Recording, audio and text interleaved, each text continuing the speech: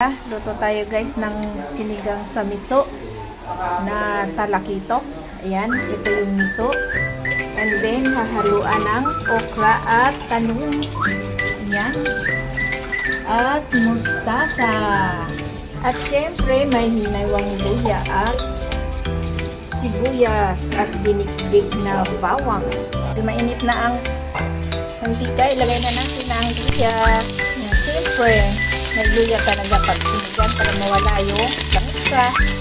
Ilagay na natin ang sibuyas.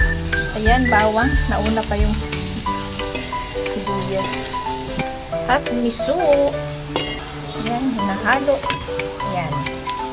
Hintayin mag-isa yung miso guys bago ilagay ang isda. At ilagay na natin ang isdang talakito para siya ay medyo mag-isa at matanggal ang langsa. Tapos ay lagyan na ng tubig na naaayon sa gusto nyong kadaming sabaw. Ang miso na ginagamit ko guys is puti. Ayoko nung may gulay.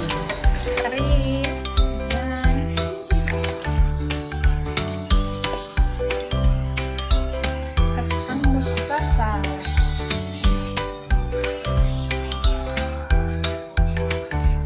Yan, hintayin natin kumulo ulit hanggang sa maluto ang gulay.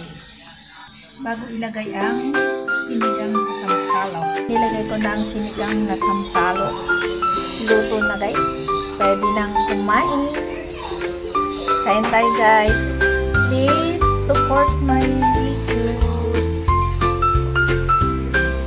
Follow, like, comment, and share.